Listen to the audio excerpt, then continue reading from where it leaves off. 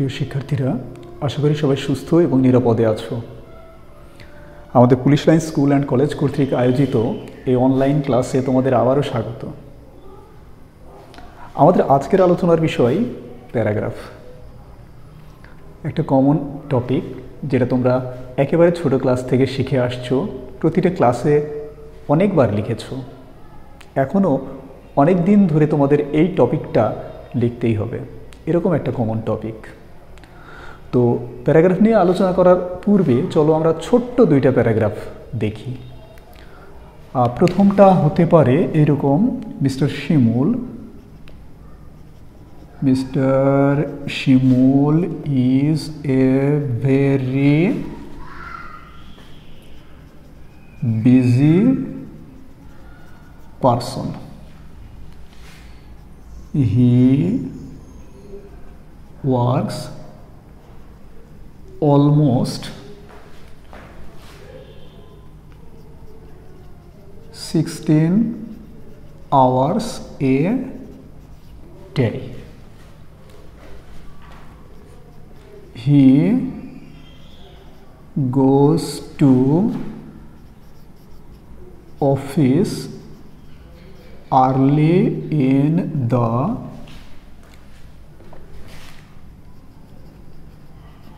morning and comes back late at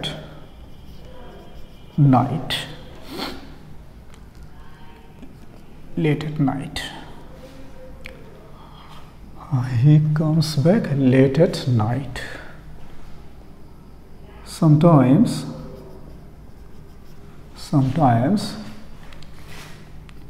he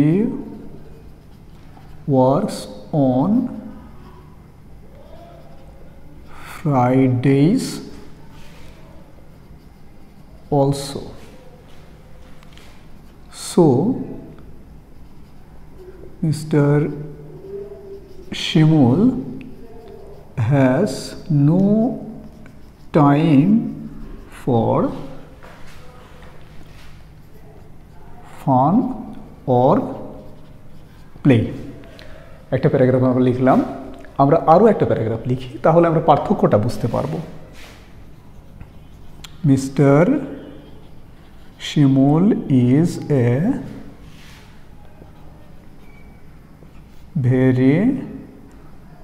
very busy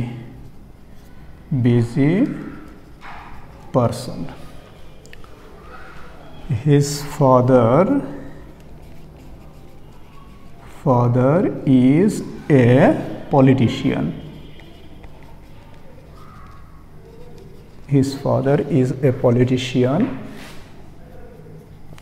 His wife loves gardening. He has 2 kids. Last year he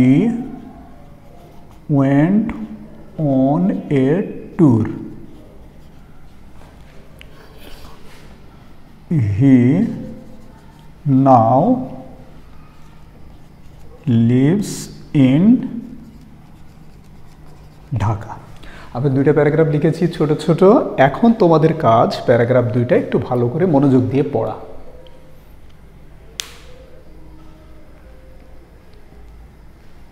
দেখো, একটা paragraph মনে হয় তোমাদের কাছে অপেক্ষাকৃত একটু ভালো লাগবে অপরটির চেয়ে। কোনটা?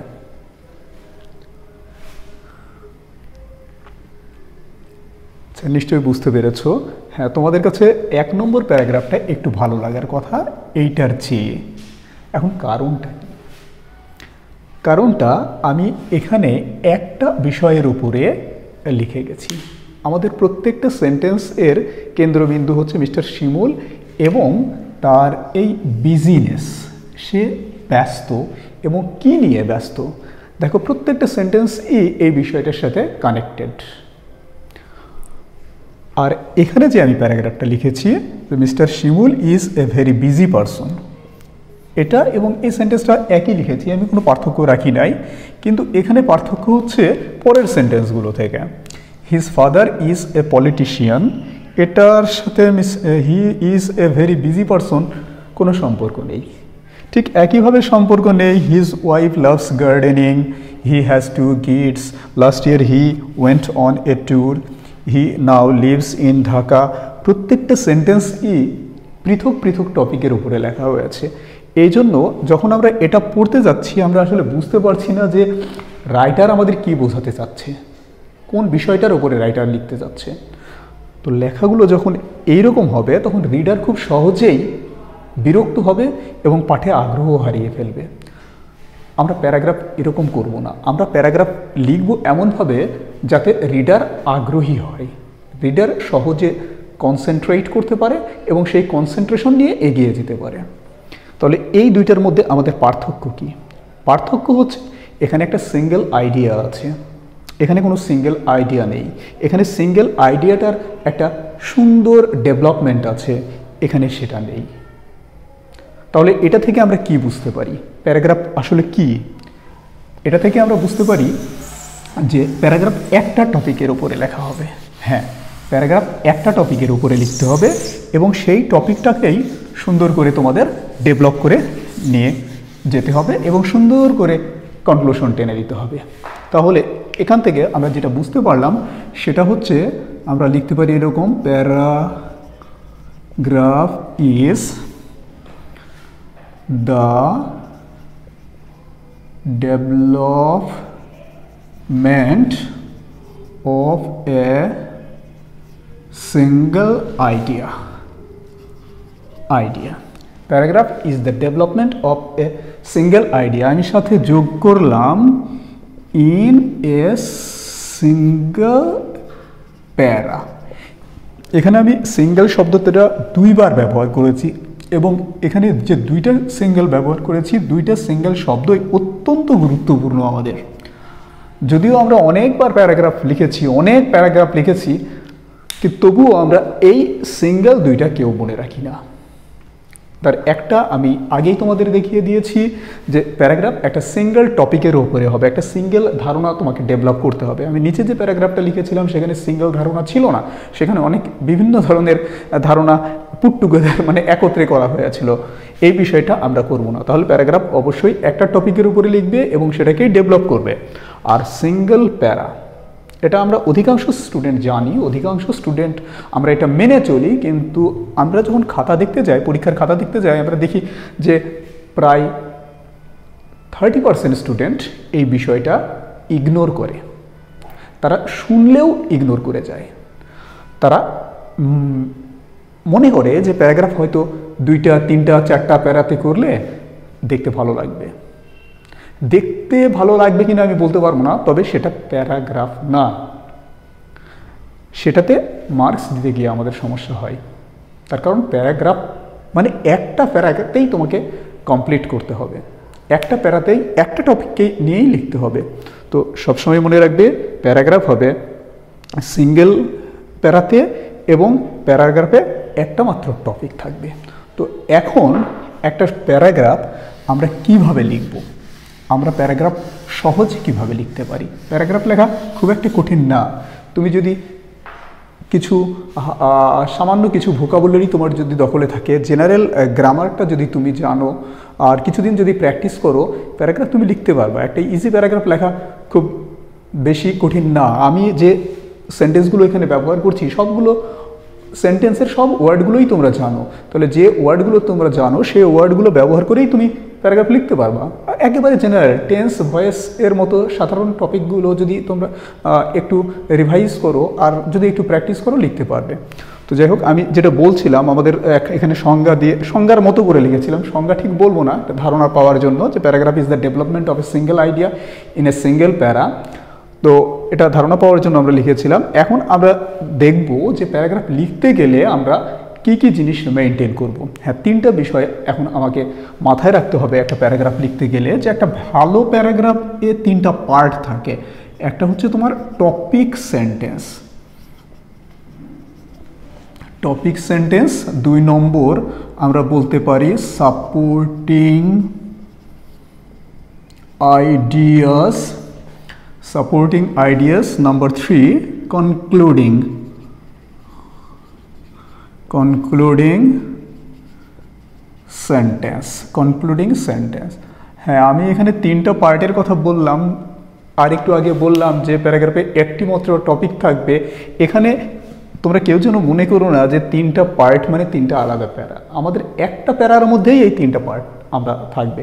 টপিক সেন্টেন্স সাধারণত আমাদের একটা সেন্টেন্স এই কমপ্লিট করব, তারপর এ যে সেন্টেন্সগুলো আমরা লিখব সেই সেন্টেন্সগুলো দিয়ে এই টপিকটাকে সাপোর্ট করব। এই জন্য আমরা বলছি সাপোর্টিং আইডিয়াস, যে টপিক সেন্টেন্সে আমরা যেটা এক্সপ্রেস করব অর্থাৎ যেটাকে প্রকাশ করব সেটাকে লজিক্যালি সাপোর্ট দিবে আমাদের সাপোর্টিং আইডিয়াস। এটা অনেকটা আমরা কম্পোজিশন লিখতে গেলে প্রথমে ইন্ট্রোডাকশন দেই, আর পরবর্তীতে আমরা অনেকগুলো পয়েন্ট দেই, সেই পয়েন্টগুলোতে আস্তে আস্তে টপিকটাকে ব্যাখ্যা করি। অনেকটা ওই সেই পয়েন্টগুলোর মতো এখানে এক একটা সেন্টেন্স কাজ করবে। তো আর কনক্লুডিং সেন্টেন্সটা যে কাজ করে সেটা হচ্ছে আমাদের টপিক সেন্টেন্সকে সাপোর্টিং আইডিয়াগুলো যখন প্রতিষ্ঠিত করে, শেষে এসে এই কনক্লুডিং সেন্টেন্সটা এটাকেই মানে শক্তিশালী একটা টোনে অ্যাজার্ট করে, আবার রি-এক্সপ্রেস করে। সাধারণত এর ওয়ার্ডগুলো একটু ভিন্ন টাইপের হয়, কিন্তু আইডিয়াটা ঠিক টপিক সেন্টেন্সের মতোই থাকে। আমরা এখন আরও একটা প্যারাগ্রাফ, ছোট একটা প্যারাগ্রাফ লিখে আমরা উদাহরণটা দিতে পারি। আচ্ছা, আমি এটা মুছে দিলাম। ছোট একটা সহজ টপিক নিয়ে আমরা লিখতে পারি, সেটা হচ্ছে trees. Trees are very useful for us. Trees are very useful for us. They give us oxygen. O-X-Y. They give us oxygen and take in carbon dioxide. O-X-I-D-E. স্পেলিংটা ভুল হলো কিনা, না ভুল সম্ভবত হয়নি। আচ্ছা, carbon dioxide. They take in carbon dioxide.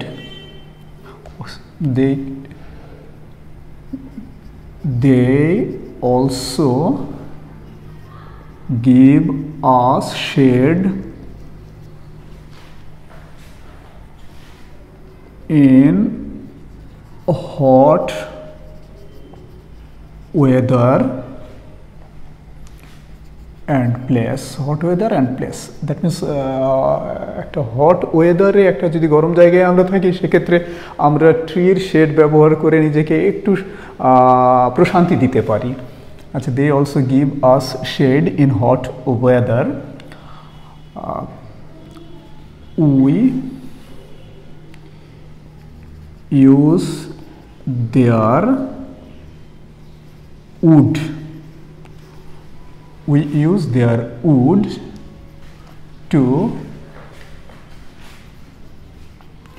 make different furniture and necessary things. আমরা বিভিন্ন কিছু তৈরি করি কাঠ দিয়ে, জন্য আমরা অ্যান্ড নেসেসারি থিংস বললাম। এইভাবে আমরা যদি গাছের উপকারিতাগুলো লিখতে যাই অনেক অনেক বড় হবে। তো আমি যেহেতু আমার উদ্দেশ্যটা জাস্ট একটা প্যারাগ্রাফকে বোঝানো, আমি খুব বেশি লম্বা করব না, আর দু একটা সেন্টেন্সের মধ্যে শেষ করে দিব।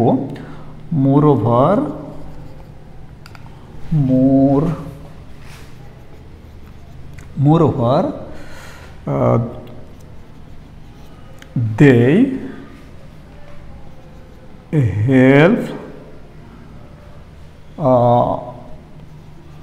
our environment. environment to maintain balance.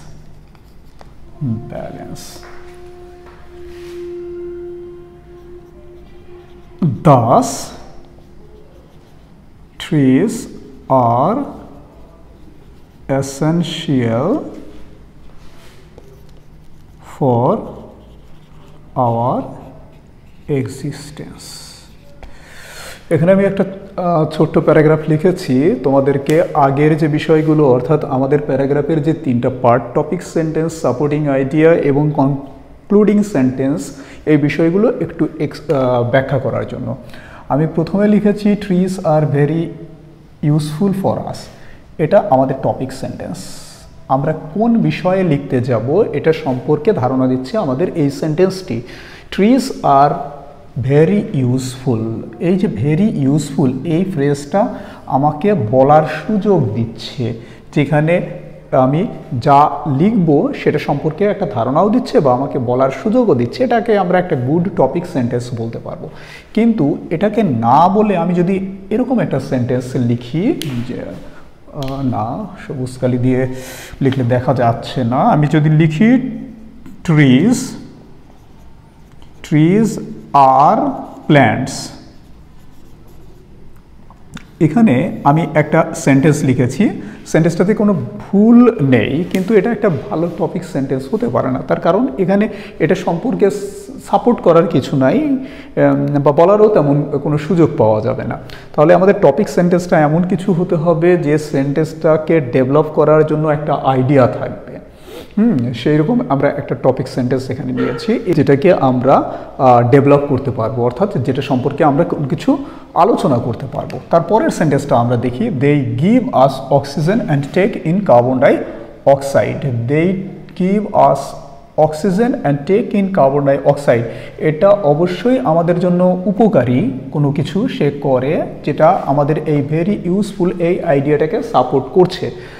They also give us shade, তারা আমাদেরকে ছায়া দেয় in hot weather and place, same কাজ করছে।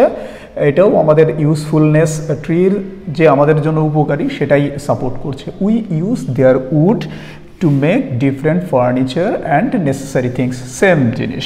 Moreover they help our environment to maintain balance, এটাও আমাদের জন্য প্রয়োজনীয় এবং উপকারী। তাহলে আমরা দেখছি যে প্রথম সেন্টেন্সের পরে যে আমরা চারটা সেন্টেন্স ব্যবহার করেছি, এখানে চারটা সেন্টেন্সের প্রত্যেকটা সেন্টেন্সই আমার এই আইডিয়াটাকে কোনো না কোনোভাবে সাপোর্ট করছে। তাহলে এগুলোকে আমরা বলতে পারবো যে সাপোর্টিং আইডিয়া, এবং এটা খুব সুন্দর একটা বডি হিসেবে কাজে লাগছে।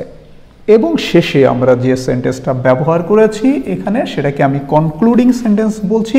তোমরা লক্ষ্য করলে দেখবে যে এই সেন্টেন্সের সাথে এই সেন্টেন্স এর আইডিয়ার একটা মিল আছে। Das trees are essential for our existence, এখানে আমি বলেছিলাম trees are very useful for us, গাছ আমাদের জন্য অত্যন্ত উপকারী। এখানে আমি আরও বেশি শক্তি দিয়ে আরও বেশি শক্তিশালীভাবে আমার তথ্যটাকে মানে আমি এমনভাবে বলছি যে আমি যেন প্রমাণ করে ফেলেছি এখানে, সেটাই যে Das trees are essential for our existence, গাছ আমাদের অস্তিত্বের জন্য একেবারে অতীব প্রয়োজনীয় বা অপরিহার্য।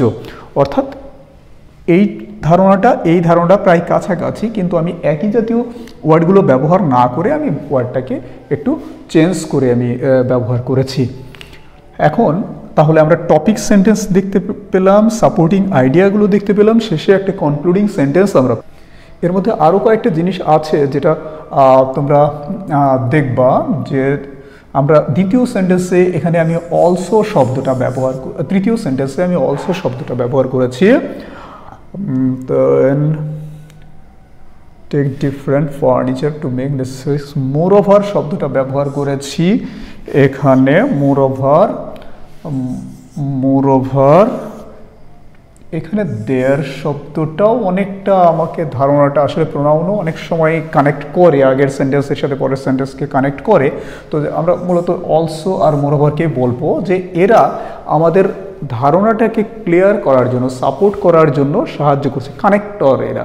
আমরা এই জাতীয় বিভিন্ন ধরনের কানেক্টর আছে, কানেক্টরগুলোর ব্যবহার করতে পারি, তাহলে মনে হয় যে আমাদের সেন্টেন্সগুলো একটু সুন্দরভাবে ডেভেলপ হচ্ছে। আর কানেক্টরগুলোর ব্যবহার না করলে অনেক সময় যদিও একই ধারণাকে আমরা ডেভেলপ করি, সেন্টেন্সগুলো একটু মানে মনে হবে যে ডিটাচড সেন্টেন্স, অর্থাৎ কোনোটার সাথে কোনোটার সম্পর্ক নেই এরকম মনে হবে। তাহলে এখানে আমরা দেখতে পেলাম যে আমাদের সবগুলো শর্তই আমরা এখানে পূরণ করেছি। তাহলে এটা আমি একটু মুছে দেই।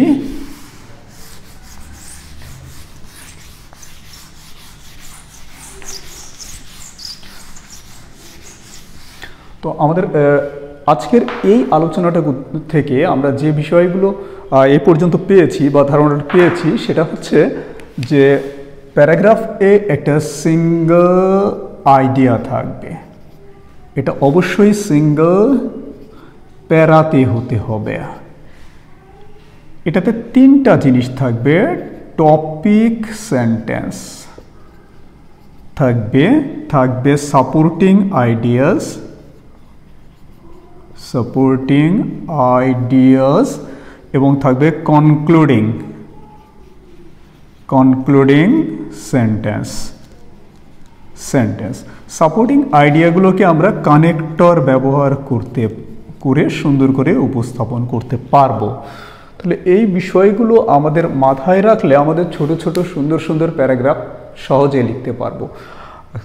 তাহলে আমাদের নেক্সট ক্লাসে আমরা প্যারাগ্রাফের উপরে যে নেক্সট ক্লাসটা নেব, সেই ক্লাসে আমরা আলোচনা করব যে আমরা কোন প্যারাগ্রাফ কিভাবে লিখব, অর্থাৎ প্যারাগ্রাফের ধরনগুলো নিয়ে এবং সেগুলো লেখার পদ্ধতিগুলো নিয়ে আবার আলোচনা করব আমরা পরবর্তী ক্লাসগুলোতে।